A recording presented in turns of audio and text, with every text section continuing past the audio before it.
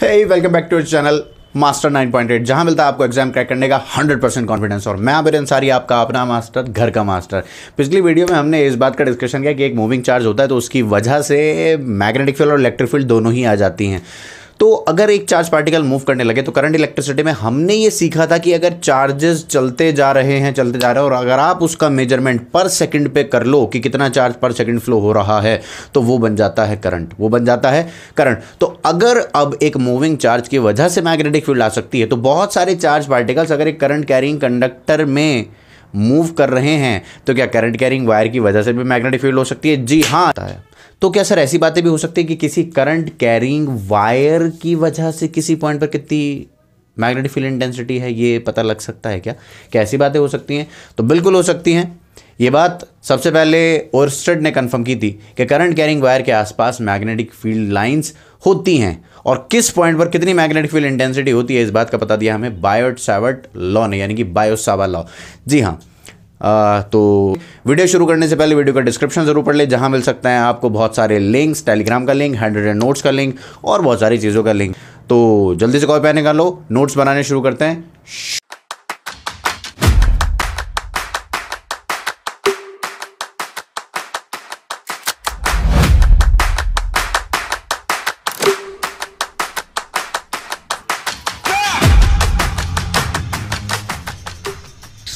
जी हाँ, तो बात की थी ओरस्टेड ने। किसने बात की थी? ओरस्टेड ने। ओरस्टेड नाम का एक आदमी था, ओरस्टेड नाम का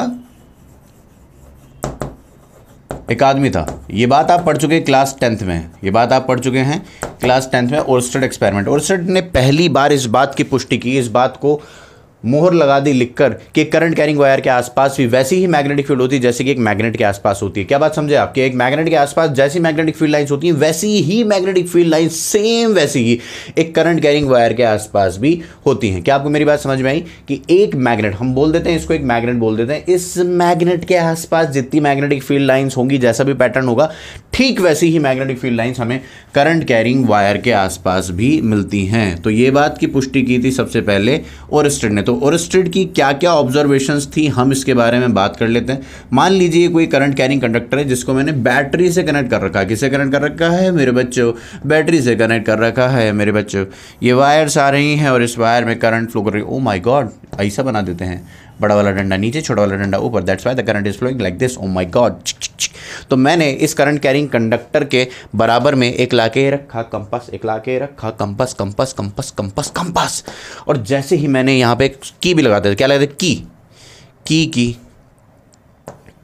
तो जैसे मैंने की लगाई, की क्लोज किया, तो भैया इसमें जाने लगी करंट शूं, इसमें जाने लगी करंट शूं। और जैसे ही करंट गई तो मैग्नेटिक नीडल ने डांस करना शुरू किया। ठीक है, हाँ ऐसे ही बिल्कुल। तो भैया हुआ क्या कि करंट कैरिंग कंडक्टर एक कंडक्टर है, जिसके एक वायर है, उसके अंदर जैसे ही करंट फ्लो होनी शुरू करी, इलेक्ट्रिक करंट जैसे ही फ्लो करी, तो इस मैग्नेटिक नीडल्स ने डिफ्लेक्शन दिखानी शुरू कर दी। मैग्नेटिक कंपास में डिफ्लेक्शन का आना इस बात को कंफर्म कर रहा है that there is a magnetic field, this is magnetic field region. मतलब ये इसके अंदर डिफ्लेक्शन आना इस बात की पुष्टि कर रहा है कि यहाँ पर क्या है, मैग्नेटिक फील्ड है। ठीक है, जैसे मैग्नेट के आसपास होती है। मैंने नहीं, मतलब ओरस्टेड ने, मेरे पापा ने भी वही पढ़ा जो ओरस्टेड ने बताया, फिर अब मैं भी वही पढ़ रहा हूँ और तुमको पढ़ा रहा हूँ। हाँ जी, तो सबसे पहली ऑब्जर्वेशन क्या है कि कंपास निडल में डिफ्लेक्शन मिला करंट कैरिंग वायर के पास। ठीक है, तो ही confirmed the presence of magnetic field. He confirmed the presence of magnetic field around a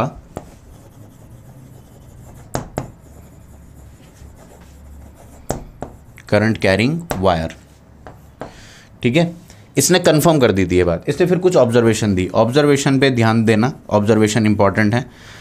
इस टॉपिक में अगर कुछ इंपॉर्टेंट है तो सिर्फ और सिर्फ इसकी ऑब्जर्वेशन। इसने क्या क्या ऑब्जर्व किया? इसने कहा कि जैसे ही मैं करंट कैरिंग वायर में करंट के डायरेक्शन को पलट देता हूं तो डिफ्लेक्शन भी एकदम पलट जाती है। क्या बोला मैंने? कि अगर फॉर एग्जांपल कि करंट इधर फ्लो कर रही है और डिफ्लेक्शन अपने को इधर मिल रही है, तो जब करंट की डायरेक्शन अपोजिट करेंगे तो डिफ्लेक्शन अपोजिट साइड मिलने लगी। बात समझ में आई क्या? पहली बात तो ये। दूसरी, उसने मतलब कहा कि करंट की डायरेक्शन रिवर्स करने के साथ साथ इसकी डायरेक्शन भी रिवर्स हो रही है। समझ में आई बात? बहुत ध्यान से सुनना, ऑब्जर्वेशन बहुत इंपॉर्टेंट है। कि direction of current, electric current की बात चल रही है भैया, ठीक है। Direction of current, direction of current reverse करने पर, डायरेक्शन ऑफ करंट रिवर्स करने पर, ऐसे लिख लो यार, दिख रहा है क्या? डायरेक्शन ऑफ करंट रिवर्स करने पर कंपास निडल में, कंपास निडल की डिफ्लेक्शन भी बदल गई। समझ में आई बात? डिफ्लेक्शन भी बदल गई। समझ में आई बात? ये पहली ऑब्जर्वेशन थी। मुझे रब करना पड़ेगा, तू साथ साथ नोट करता चल, पॉज करके, ठीक है। वीडियो बनाने का ये उसूल, वीडियो से पढ़ने का ये उसूल है कि अगर आप नोट्स साथ साथ बना रहे हो तो इसका मतलब आप सही काम कर रहे हो। लेकिन अगर आप ये सोच रहे हो कि मैं नोट्स बना लूँगा बाद में अभी सिर्फ वीडियो देख लेता हूँ, तो आप बहुत ही गलत कर रहे हो।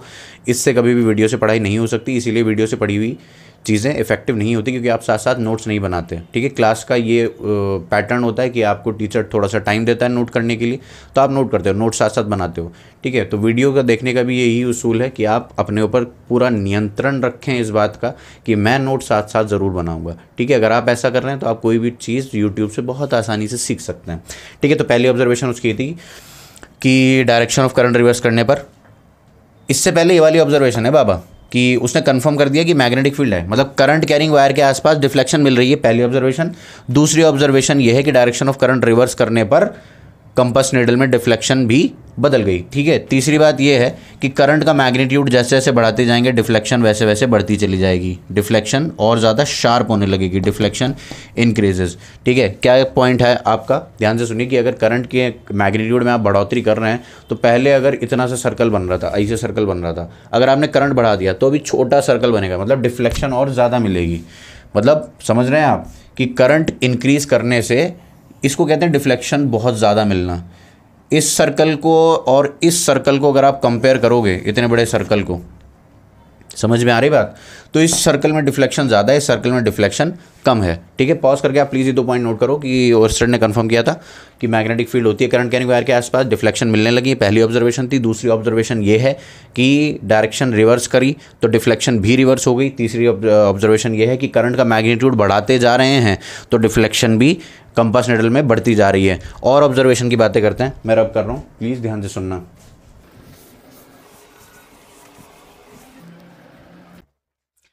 ठीक है।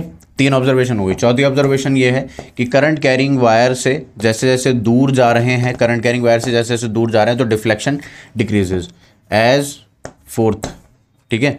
फोर्थ ऑब्जर्वेशन ये दूसरी थी, वो सबसे पहली जो यहाँ से रब करी, और तीसरी ये चौथी है। As we move away from the current carrying wire, then deflection decreases, deflection decreases and vice versa। vice versa मतलब कि जब पास आएंगे तो बढ़ेगी, ठीक है। और उसने एक बहुत अहम बात हमें बताई, ये वाली बात हो जाने के बाद एक बहुत अहम बात बताई कि अब इस बात को ना आप नोट करके लिखना, इसको कॉम्पिटिटिव पॉइंट ऑफ व्यू से बहुत ज़्यादा इंपॉर्टेंट मैं कहूँगा, बहुत ज़्यादा इंपॉर्टेंट, स्टार मार्क इसके ऊपर लिख दो, पप्पी पप्पी, ये पप्पी पॉइंट है, मतलब बहुत प्यारा पॉइंट है, ठीक है, इंपॉर्टेंट है। तो इंपॉर्टेंट पॉइंट ये है कि मूविंग चार्ज जो है, अगर मूविंग चार्ज, अगर चार्ज मूव नहीं कर रहा है तो चार्ज के आसपास कौन होता है? बोलो बोलो जल्दी बोलो जल्दी बोलो जल्दी बोलो। इलेक्ट्रिक फील्ड होती है। क्या होती है? Electric field. There is only electric field around a static charge, only electric field. Magnetic field का वहाँ कोई काम नहीं है। लेकिन अगर मूविंग चार्ज की बात करें, moving charge moving charge moving charge moving charge, शूं, एक चार्ज है जो मूव कर रहा है, कैसे मूव कर रहा है? शूं, तो भैया उसके आसपास क्या है? इलेक्ट्रिक फील्ड भी है और मैग्नेटिक फील्ड भी है, ठीक है। दोनों ही मिलेंगे आपको, दोनों ही मिलेंगी। लेकिन अगर एक करंट कैरिंग कंडक्टर है, क्या है? करंट कैरिंग कंडक्टर, बहुत ध्यान से सुनना, और इसकी रीजनिंग भी इंपॉर्टेंट है, वाइवा पॉइंट ऑफ व्यू से भी डैम इंपॉर्टेंट पॉइंट है ये जो मैं बताने जा रहा हूँ। Current carrying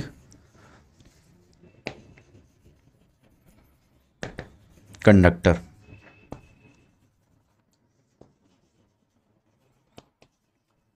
current carrying conductor में भैया उसके आसपास ओनली मैग्नेटिक फील्ड,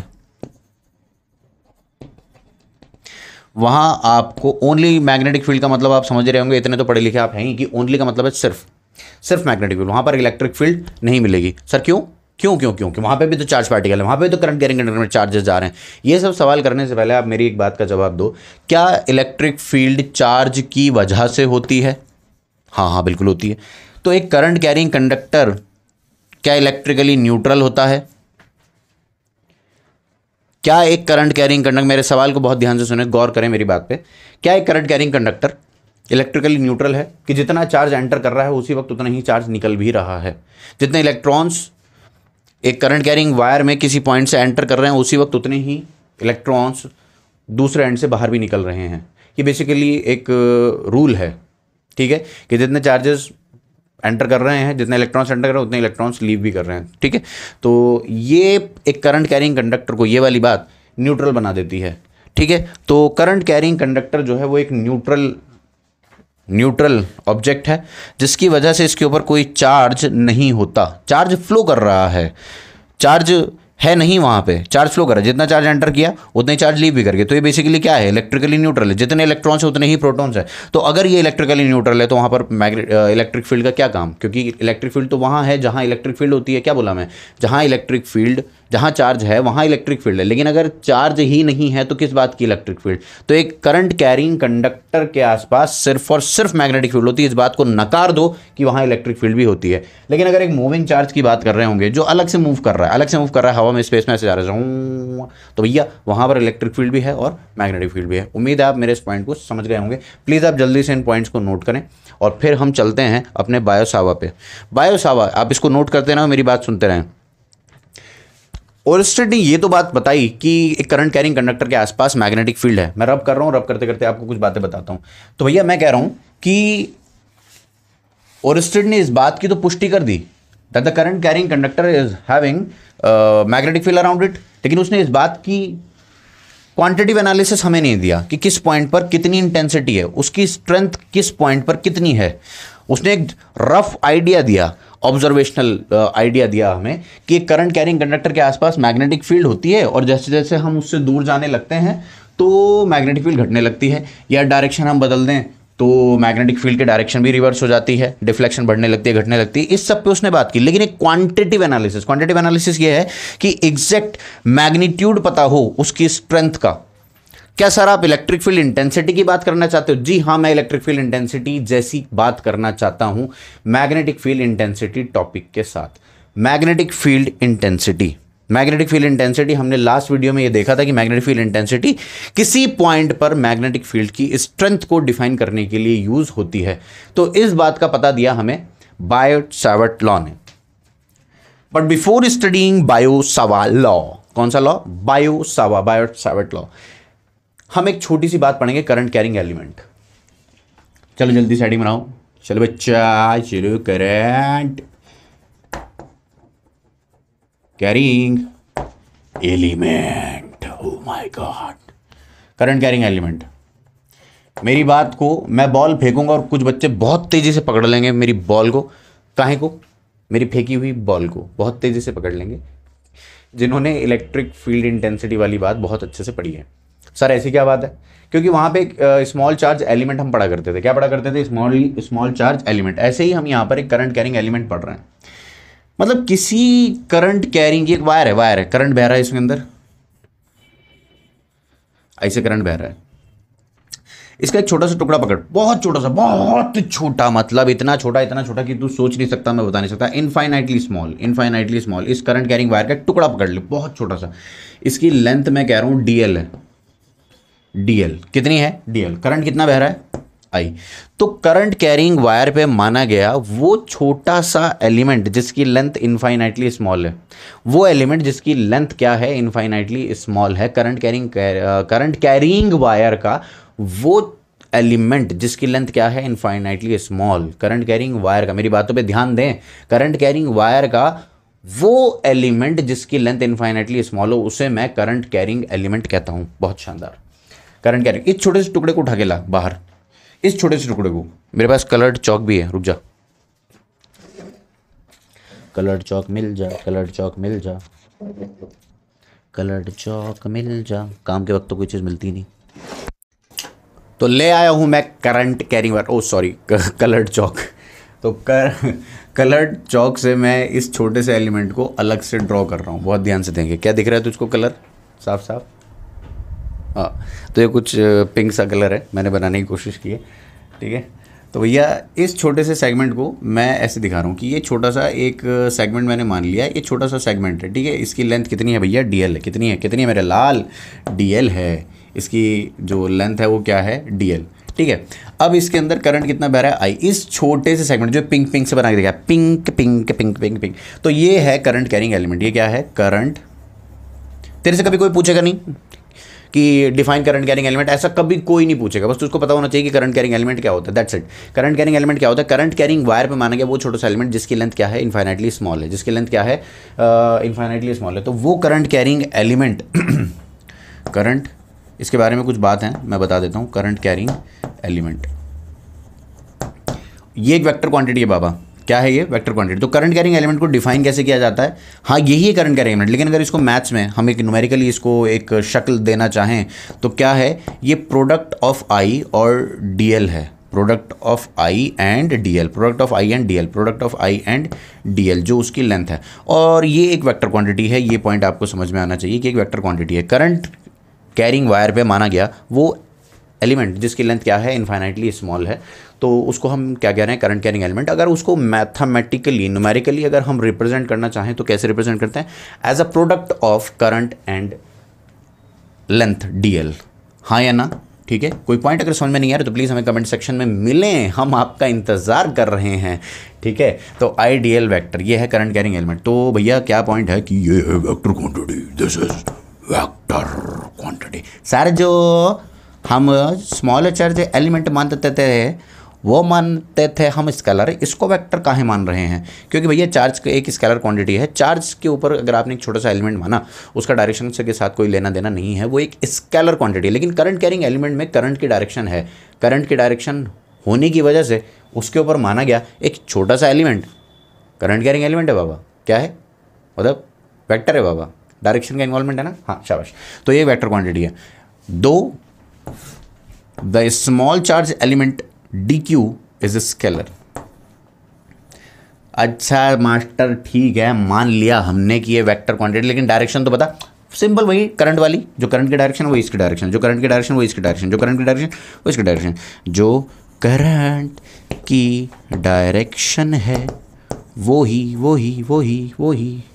ही है आइडियल वेक्टर की डायरेक्शन। बोले तो करंट कैरिंग एलिमेंट की डायरेक्शन। ला ला ला ला ला ला ला ला ला ला। समझ में आ गया? चल बहुत तेज़ी से इसको मिटा, फिर मैं बायट-सावर्ट लॉ पढ़ाऊंगा। बायट-सावर्ट लॉ। चल, उम्मीद है नोट कर लिया होगा। चल आ जा। तो भैया बायट-सावर्ट लॉ पढ़ने जा रहे हैं। मैं कुछ बातें कर रहा हूँ बायट-सावर्ट लॉ की, बहुत ध्यान से सुनना। तो बायट-सावर्ट लॉ वो लॉ है जो आपको एक करंट कैरिंग वायर से, करंट कैरिंग वायर, हाँ ध्यान से सुनना भैया, गहराई है पॉइंट में, रब तो कर दूं। बायट-सावर्ट लॉ जो काम ओरस्टेड को कर देना चाहिए था लेकिन उसने नहीं किया, वो काम पूरा करने के लिए बायट और सावर्ट दोनों हमारी जिंदगी में आ गए। ठीक है? सो रहा है क्या? सो रहा नहीं है, सो रहा नहीं है, सो रहा नहीं है, सो मत, सो मत, सो मत, सो मत, सो मत, सो मत, सो मत, सो मत, सो मत, सो मत, सो मत ना, समझना, देखना। हाँ भाई, तो जो काम ओरस्टेड को कर देना चाहिए था लेकिन उसने पूरा नहीं किया, तो उस काम को पूरा करने के लिए कौन आया हमारी ज़िंदगी में? बायट और सावर्ट। तो आज बात करते हैं। देख, मैं तुझको एक बात समझाता हूँ, एक बहुत अहम पॉइंट, कि ओरस्टेड ने तो सिर्फ ये कंफर्म किया था कि वहाँ पर क्या है? मैग्नेटिक फील्ड है। कितनी है किस पॉइंट पर, इस बात को बताने के लिए हमारे पास दो लॉ हैं। How many laws? Two laws. Two laws are there. एक है ACL और एक है बायट-सावर्ट लॉ। ACL के साथ कुछ रेस्ट्रिक्शंस हैं, वो कुछ एक सिमेट्रिक कहूँ या कहूँ डिफाइंड स्ट्रक्चर्स के लिए ही, डिफाइंड करंट कैरिंग वायर्स के लिए ही यूज़ होगा। ठीक है? स्टेडी करंट के लिए यूज़ होता है ACL, करंट में फ्लक्चुएशंस होंगी तो आप नहीं यूज़ कर सकते ACL, ठीक है। ये कुछ कंडीशंस हैं, तो ACL भी पढ़ेंगे हम, लेकिन रुक के हम कुछ टॉपिक का डिस्कशन कर लें, फिर बायट-सावर्ट लॉ पढ़ने के बाद हम ACL पढ़ेंगे, एम्पीयर सर्किटल लॉ। जिस प्रकार हमने इलेक्ट्रिक फील्ड इंटेंसिटी कैलकुलेट करने के लिए गॉस लॉ भी पढ़ा था, पहले हमने उसकी सिंपल कैलकुलेशन देखी, फिर उसके बाद हमने गॉस लॉ को पढ़ा। गॉस लॉ हमें कुछ आसान तरीका बता देता था इलेक्ट्रिक फील्ड इंटेंसिटी कैलकुलेट करने के लिए, लेकिन वो कुछ केसेस डिफाइंड होते थे।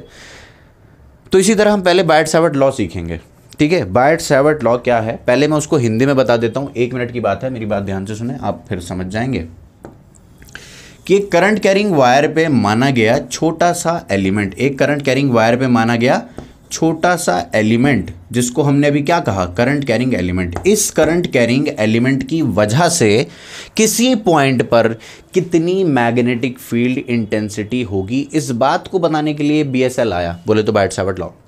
समझ में आई बात? मैं दोबारा रिपीट करता हूं, पूरी करंट कैरिंग वायर की वजह से नहीं, पूरी करंट कैरिंग वायर, यही कंफ्यूजन है बच्चे के दिमाग में। उससे जितनी बार भी पूछो वो यही बोलता है कि करंट कैरिंग वायर की वजह से, करंट कैरिंग वायर की वजह से, करंट कैरिंग वायर की वजह से। तो मेरी बात अपने दिमाग में बिठा लें, इस बात को 4 बार 10 बार बोल लें कि वायर पे माना गया एक एलिमेंट जिसकी लेंथ क्या है, इन्फाइनेटली स्मॉल, उसकी वजह से, उस छोटे से टुकड़े की वजह से, उस छोटे से करंट कैरिंग एलिमेंट की वजह से किसी पॉइंट पर कितनी मैग्नेटिक फील्ड इंटेंसिटी होगी, इस बात को बताने के लिए BSL आया। सोच क्या बोला मैंने, ठीक है। तो BSL क्या है, it is used to define the magnetic field intensity at a point due to current carrying element, that's it, ठीक है। तो इस छोटे से करंट कैरिंग एलिमेंट की वजह से आइडियल वेक्टर, ठीक है भाई, उम्मीद है आपको मेरी बात समझ में आ रही होगी, ठीक है।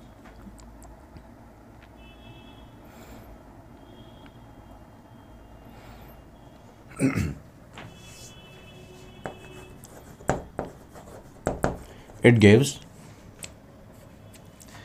the idea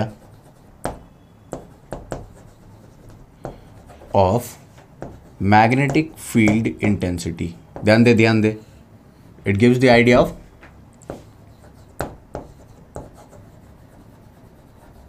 at a point due to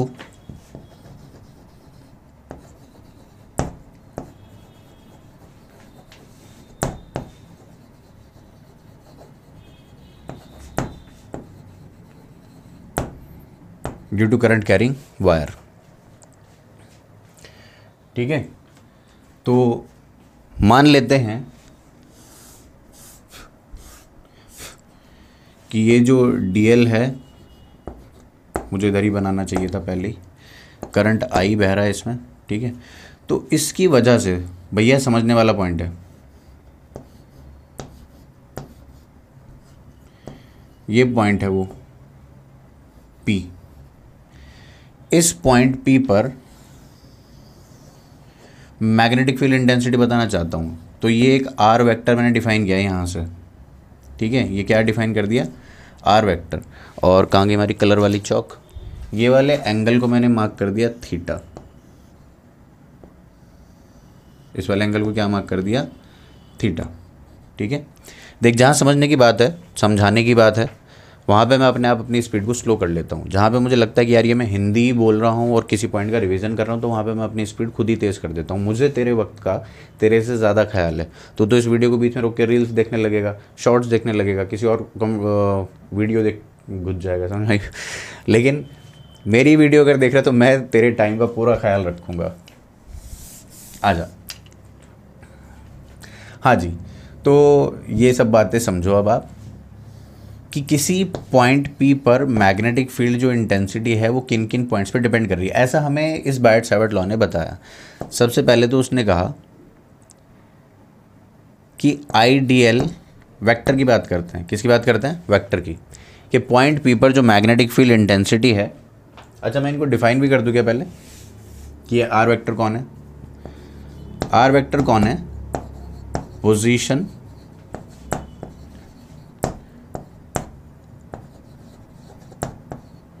vector of point P, किसके रेस्पेक्ट में डिफाइन हुआ हुआ, with respect to current carrying element, with respect to ideal vector, with respect to current carrying element ही लिख ले।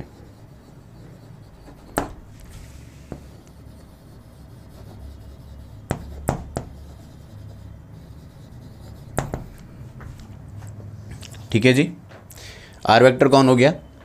Position vector of point P with respect to current carrying element. DL vector कौन है?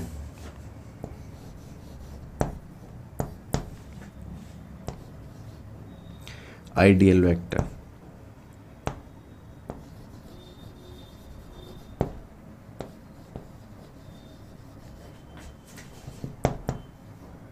या length of current carrying element अगर मैं सिर्फ DL vector को कंसीडर करूं, क्या लिखना है? Length of current carrying element. इतनी बात समझ में आई? Length of current carrying element. Theta कौन है भैया? एंगल बिटवीन आइडियल वेक्टर, बोले तो DL vector, DL vector and are vector, बोले तो पोजीशन वेक्टर। उम्मीद है इतनी बात समझ में आई होगी। दिख रहा है डायग्राम साफ साफ? ठीक है। अब यहां पर डी बी पी, ध्यान से देखो कौन है? पॉइंट पी पर आने वाली, पॉइंट पी पर आने वाली छोटी सी magnetic field intensity, point P पर आने वाली छोटी सी मैग्नेटिक फील्ड इंटेंसिटी। और मैग्नेटिक फील्ड इंटेंसिटी कैसी क्वांटिटी है? Vector quantity. तो मैं क्या लिख रहा हूं? Small magnetic field intensity at point P due to CCL। CCL बोले तो current, sorry CCE, current carrying element. Short में लिख रहा हूँ, पूरा लिखना तुम। Due to current carrying element. ठीक है। तो ये क्या है? पॉइंट P पर आने वाली छोटी सी मैग्नेटिक फील्ड इंटेंसिटी। ये सब बातें अगर समझ में आ गई हों तो प्लीज़ मुझे ये स्पेस यूज़ करना है। आप प्लीज़ इसको जल्दी से कॉपी करो, या मैं यहाँ पे लिखने की कोशिश करता हूँ। शायद ये विजिबल है। हाँ जी विजिबल है। तो डी बी ये एक्सपेरिमेंटल है। अब ये according to the experiment and observation,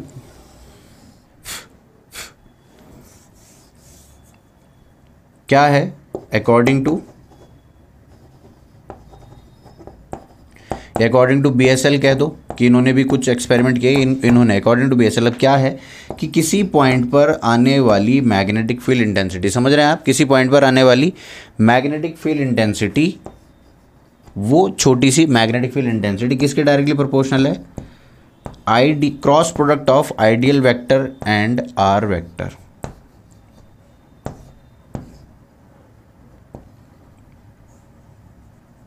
समझ में आई बात? I D L vector cross r vector. दूसरा पॉइंट ये है कि inversely proportional to the r cube. बोर हो रहे हो क्या? इंपॉर्टेंट है बाबा, और ये लिखने के लिए भी आ सकता है। ठीक है। तो क्या मैं इन दोनों पॉइंट्स को यहां पर क्लब कर दूं? क्लब करने की बात क्या है कि DBP, चलो चलो चलो जल्दी से, DBP is directly proportional to ideal vector cross r vector divided by r cube. ठीक है। अगर मुझे यहाँ पे प्रोपोर्शनैलिटी हटानी है और एक कांस्टेंट लगाना है, तो यहाँ पर मैंने कांस्टेंट लगाया K, जैसे कि मैं वहाँ पे पढ़ता था K Q1 Q2 bye are square. ठीक वैसे ही तो यहाँ पे क्या हुआ? I D L vector cross r vector divided by r cube. इस K को एक प्रोपोर्शनैलिटी कांस्टेंट कह रहे हैं, और ये किसके इक्वल है? μ0/4π। सर तू इसका मेकअप करता जा रहा है और ये और ज़्यादा खतरनाक होता जा रहा है। हाँ भाई थोड़ा सा है यहाँ पे, ध्यान से सुनो। 4π, μ0/4π। सर ये μ0 कौन है? बताता हूँ, हर सवाल का जवाब मिलेगा, बस मेरे साथ जुड़े रहो। वीडियो को स्किप ना करें, अंत तक देखें। अगर आपको थोड़ी सी वीडियो स्लो लगे या कुछ भी, वक्त की ज़्यादा अगर आपको कदर है, तो 1.25 पे देख लो, 1.5 पे देख लो, हो सके तो 2 पे देख लो। ठीक है। तो K जो है ये कांस्टेंट है, और K के बारे में हम जो बात कर रहे हैं ये μ0/4π, इसकी वैल्यू होती है 10⁻⁻7। सर इसकी कुछ यूनिट भी होती है क्या? हाँ जी बिल्कुल होगी। मैंने आपको बताया था कि मैग्नेटिक फील्ड इंटेंसिटी की यूनिट क्या होती है? टेस्ला। क्या होती है? Tesla. Magnetic field intensity unit क्या होती है? टेस्ला। और गॉस उसकी सीजीएस यूनिट है। ठीक है। तो म्यू नॉट अपॉन 4 क्या हुआ, 10⁻⁻⁷। लेकिन अगर यूनिट लिखने की बात हो तो इसकी यूनिट तो क्या हो गई, टेस्ला। यहाँ पे करंट की क्या यूनिट है, एम्पेयर। इधर साइड अगर देखें के को एज इट इज रखें तो इसकी यूनिट लिखनी है हमें के की। आई के लिए लिखा एम्पेयर। ये क्या हुआ, मीटर। डीएल की जो यूनिट होगी क्या होगी, मीटर। आर की यूनिट क्या होगी, मीटर। नीचे क्या है, मीटर क्यूब। तो मीटर स्क्वायर बैठ गया ऊपर जाके, और नीचे क्या है, मीटर क्यूब। तो क्या मीटर स्क्वायर, 2 मीटर स्क्वायर को मतलब 2 मीटर को काट देगा, ये वाला एक बचेगा। तो के की यूनिट क्या आ गई मेरे भाई, टेस्ला मीटर पर एम्पेयर। तो यही के की यूनिट ये है, 10⁻⁷ टेस्ला मीटर पर एम्पेयर। याद रखनी है आपको ये सारी बातें, बहुत इंपॉर्टेंट है, बहुत इंपॉर्टेंट है। आपको ये बेसिक कॉन्सेप्ट क्लियर होंगे तो ही आप आगे बढ़ने का कॉन्फिडेंस रख पाएंगे। तो भैया mu naught upon 4 I D L vector cross r vector divide by r cube. Sir मैं इसका सिर्फ मैग्नीट्यूड देखना चाहता हूँ। सर मैं इसका सिर्फ और सिर्फ क्या देखना चाहता हूँ, मैग्नीट्यूड। ध्यान से देखें, अगर आप सिर्फ और सिर्फ मैग्नीट्यूड को देखना चाहते हैं तो इसमें क्या हो जाएगा, जैसे कि ए वेक्टर क्रॉस बी वेक्टर क्या होता है, ए वेक्टर क्रॉस बी वेक्टर क्या होता है, ए बी साइन थीटा और साथ में एक एन कैप, क्या यही होता है, ठीक है। ए बी साइन थीटा साथ में क्या होता है, एन कैप। तो इसी तरह मैं इस डी बी को कैसे लिख सकता हूँ, स्केलर फॉर्म इसकी, mu naught upon 4 I D L r sine theta divided by r cube. क्या एक आर से एक आर को मार दूं तो क्या बन जाएगा, mu naught upon 4 I D L sine theta divided by are square. तो mu naught upon 4 I D L sine theta divided by are square.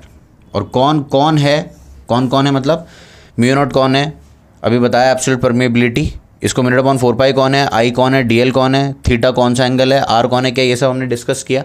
तो प्लीज़ आप जल्दी से इसको नोट करें। ये इसकी स्केलर फॉर्म हो गई, कौन सी फॉर्म हो गई, स्केलर।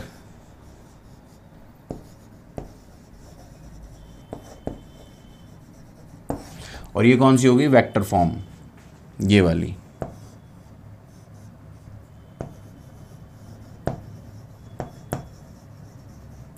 जल्दी से नोट करो।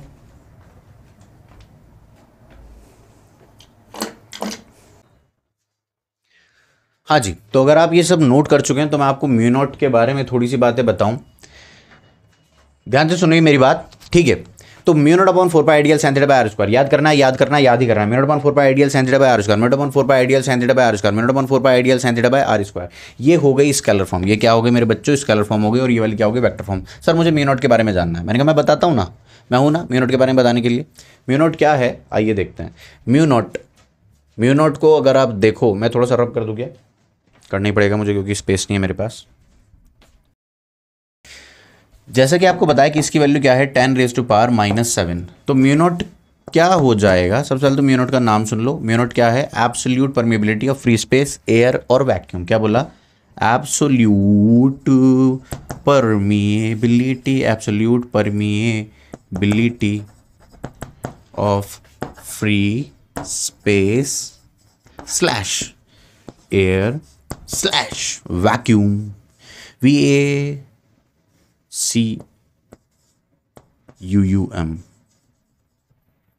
वैक्यूम, ये स्पेलिंग होती है शायद, हाँ ठीक है। तो अब क्या हो गया, म्यू नॉट को जैसे म्यू नॉट अपॉन 4 10⁻⁷ के इक्वल है, तो ये किसके इक्वल हो जाएगा, mu naught is equal to 4 into 10⁻⁷ tesla metre per ampere.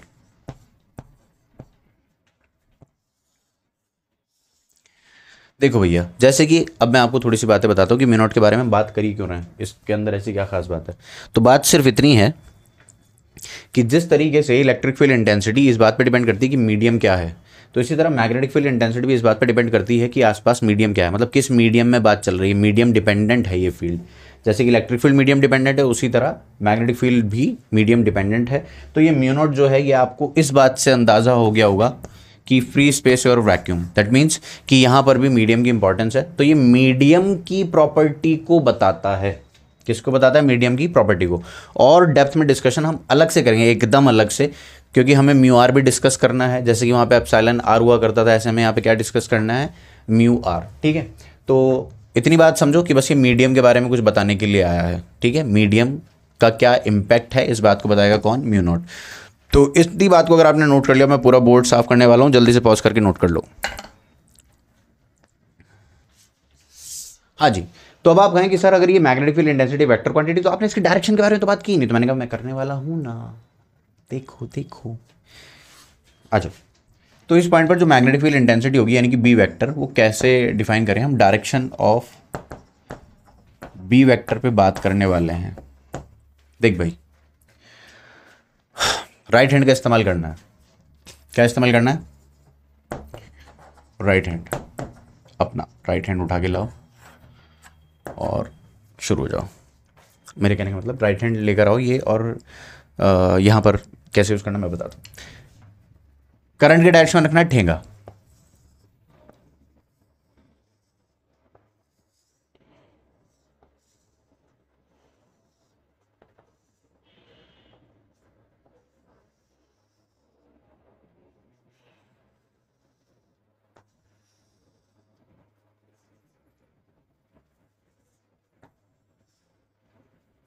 अंगूठा ज़्यादा बड़ा बन गया है ना?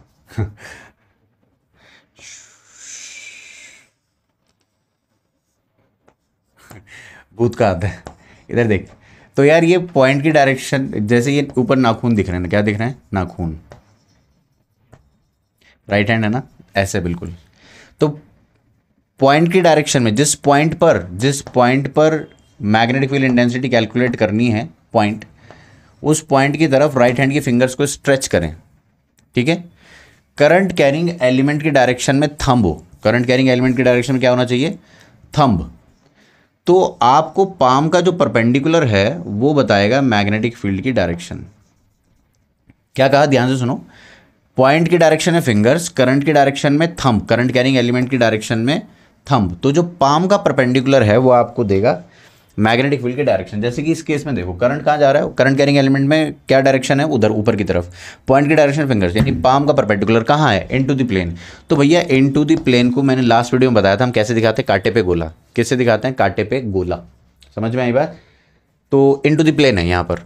सर अगर करंट कैरिंग वायर ऐसे जा रही हो और इस पॉइंट पर बात चल रही हो, तो करंट की डायरेक्शन में ठेंगा, पॉइंट की डायरेक्शन में फिंगर्स, पाम का परपेंडिकुलर मैग्नेटिक फील्ड की डायरेक्शन, यानी कि ये आपकी तरफ आ रहा है, तो पॉइंट पर गोला, यानी कि आउट ऑफ द प्लेन, इस प्लेन के परपेंडिकुलर। समझ में आ गई बात आपको? ठीक है, तो ऐसी कुछ बातें हैं हमारे पास ये सब करने के लिए डायरेक्शन की। तो इस पॉइंट को चाहो तो आप लिख भी लो कि राइट हैंड की फिंगर्स को पॉइंट की डायरेक्शन में स्ट्रेच करो, आर वेक्टर की डायरेक्शन में। थंब को कहाँ स्ट्रेच करो? करंट कैरिंग वायर की डायरेक्शन में। तो पाम का परपेंडिकुलर आपको क्या देगा? मैग्नेटिक फील्ड की डायरेक्शन देगा। समझ में आई बात? तो ये क्या है आपका बायट-सावर्ट लॉ है कंप्लीट। यहाँ पे मैं आपको कुछ पैटर्न दिखा देता हूँ। करंट कैरिंग वायर की वजह से क्या पैटर्न होते हैं, ये बात आपने 10th क्लास में भी पढ़ी थी कि अगर एक करंट कैरिंग वायर है ऐसे, ठीक है, और उसके आसपास हम मैग्नेटिक फील्ड की बात करें तो ऐसे सर्कुलर लूप्स होते हैं। क्या होते हैं? Circular loop. देख भाई, मान ली करंट कैरिंग वायर है और इसके अंदर करंट जा रहा है ऐसे ऊपर की तरफ, बात समझ आएगी? यूं। तो भैया यहाँ पे जो मैग्नेटिक फील्ड लाइंस होंगी ना, वो कैसे होंगी? यूं घूम रही होंगी तेरे सामने से, ऐसे आके फिर ऐसे पीछे से निकल के आ रही होंगी और फिर ऐसे जा रही होंगी।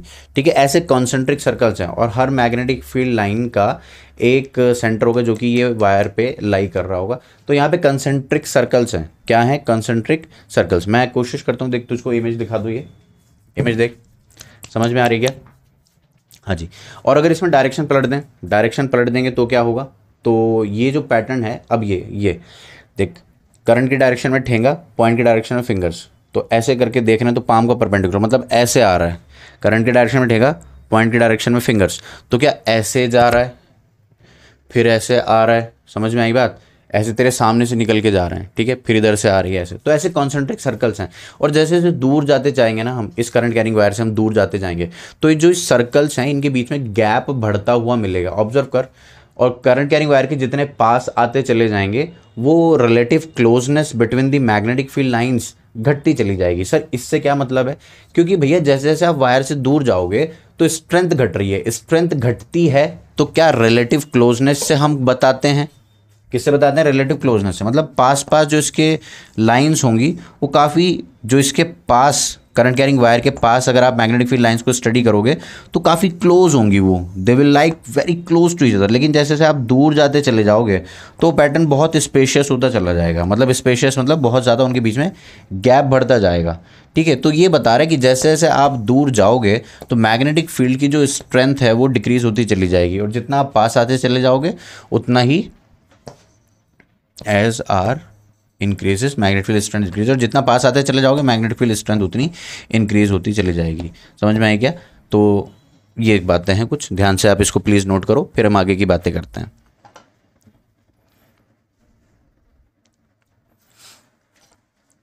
आओ भाई इफेक्ट ऑफ मीडियम की बातें कर लेते हैं कि मीडियम का क्या इफेक्ट है।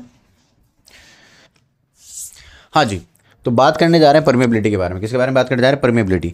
तो परमेबिलिटी बेसिकली है क्या? मैंने आपको सिर्फ इतना कहा कि मीडियम डिपेंडेंट बात बताने के लिए हम इस पैरामीटर को यूज़ करते हैं, और मैं जो म्यू नॉट लिख रहा हूँ वो सिर्फ और सिर्फ किसके लिए डिफाइन हो रही है? फ्री स्पेस, वैक्यूम और एयर के लिए। किसके लिए? फ्री स्पेस, एयर और वैक्यूम के लिए।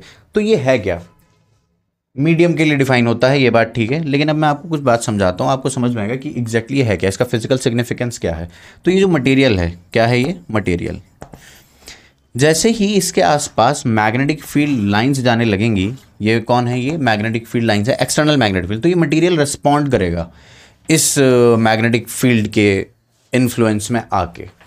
अब ये जैसा रिस्पॉन्ड करेगा, ये जितना ये अपने अंदर भी मैग्नेटिज्म डेवलप करता है, इंड्यूस करता है। बेसिकली एक मटेरियल किसी भी एक्सटर्नल मैग्नेटिक फील्ड में जब आता है तो अपने अंदर कुछ मैग्नेटाइजेशन प्रोड्यूस कर लेता है। क्या कर लेता है? अपने अंदर मैग्नेटाइजेशन प्रोड्यूस कर लेता है। तो कितनी हद तक वो उस एक्सटर्नल मैग्नेटिक फील्ड के इन्फ्लुएंस में आके अपने अंदर मैग्नेटाइजेशन प्रोड्यूस करता है, इस बात को बताने के लिए पैरामीटर है। समझ में आ गई बात? तो मैं एक लाइन लिखता हूं यहां पे म्यू के लिए, ध्यान से सुनना।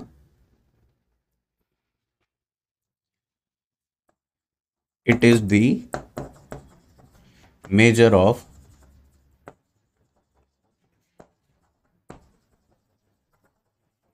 magnetization developed or produced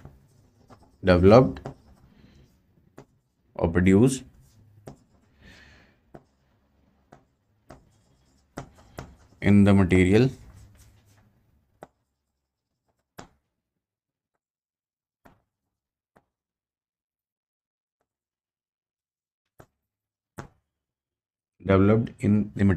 in response to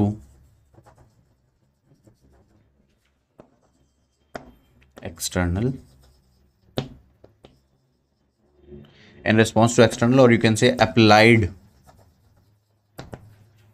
magnetic field across it.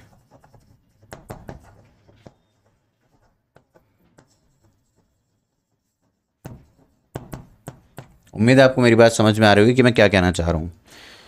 ठीक है, तो अब हमने फ्री स्पेस के लिए, फॉर फ्री स्पेस एक रेफरेंस मार्क कर लिया, फॉर फ्री स्पेस एयर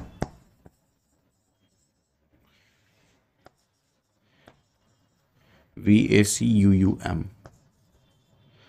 बहुत दिनों तक मैं स्पेलिंग वैक्यूम की क्या लिखता था? VACCUM, लेकिन फिर मुझे समझ में आई, बताई गई ये बात कि VACUM होती है फॉर फ्री स्पेस एयर और वैक्यूम।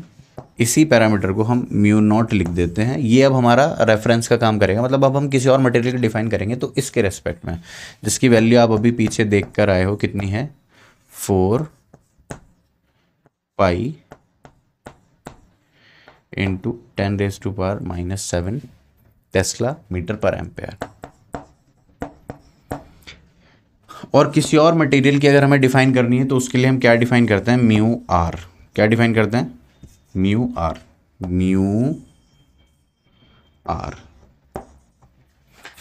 तो म्यू आर क्या है? मैं लिख देता हूं पहले इसको, रिलेटिव परमिएबिलिटी कहते हैं। क्या कहते हैं? Relative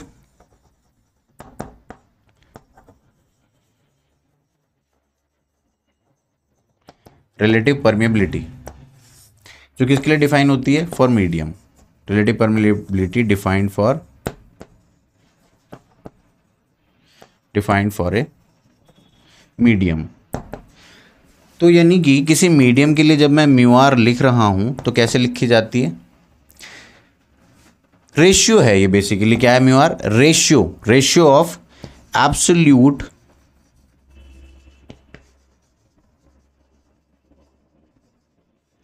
permeability of medium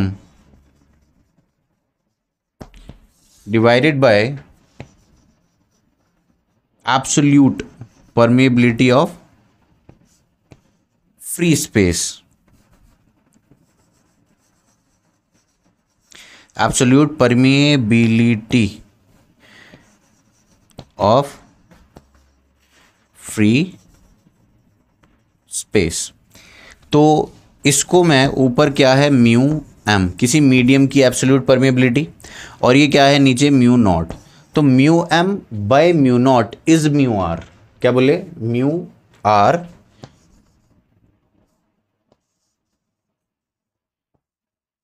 is equal to mu M divided by mu naught. तो अगर मुझे म्यू आर दिया जाएगा हमेशा, तो मैं उसको म्यू नॉट से मल्टीप्लाई करके म्यू एम निकाल लूँगा। समझ में आई बात? क्या बोले कि म्यू एम अगर कभी लिखना भी हुआ तो म्यू आर दिया रहेगा, यानी कि रिलेटिव, इसकी कोई यूनिट नहीं होती, क्योंकि ये क्या है? रेशियो है। क्योंकि ये क्या है? रेशियो है, नो यूनिट। म्यू आर की कोई यूनिट नहीं होती, कोई डायमेंशन नहीं होती। No unit no dimension. ठीक है जी, नो यूनिट नो डायमेंशन। तो यहां पे मैं आपको कह रहा था कि अगर म्यू एम कभी लिखना हो तो क्या आएगा? Mu r mu naught. ठीक है, तो उम्मीद है आपको ये वाली बातें सब समझ में आई होंगी। कुछ समझ में नहीं आया तो प्लीज़ आप हमें कमेंट सेक्शन में बताएं, हम आपका इंतज़ार कर रहे हैं। और दूसरी बात ये है कि इसकी नेक्स्ट वीडियो में हम एक डेरिवेशन सीखने वाले हैं कि एक करंट कैरिंग वायर अगर एक फाइनाइट हो, लाइक दिस, कि एक finite straight current carrying wire हो, तो उसकी वजह से किसी पॉइंट पर कितनी मैग्नेटिक फील्ड इंटेंसिटी, तो उसका फॉर्मूला डिराइव करेंगे हम, और बहुत सारे न्यूमेरिकल्स डिस्कस करेंगे। एवरी पॉसिबल न्यूमेरिकल जो भी बन सकता होगा उसकी कैटेगरी में यहाँ पे कवर कर दूंगा। तो नेक्स्ट वीडियो इन दो वीडियो से ज़्यादा इंपॉर्टेंट है जो इससे पहली थी और ये, क्योंकि न्यूमेरिकल पॉइंट ऑफ व्यू से वही वीडियो इंपॉर्टेंट है। तीसरी, ये सब तो बेसिक्स थे थर्ड वीडियो के लिए, तो अब थर्ड वीडियो से आपको बहुत कुछ सीखने के लिए मिल सकता है। तो मिलते हैं आपसे नेक्स्ट वीडियो में, तब तक के लिए बो bye, see you soon, enjoy.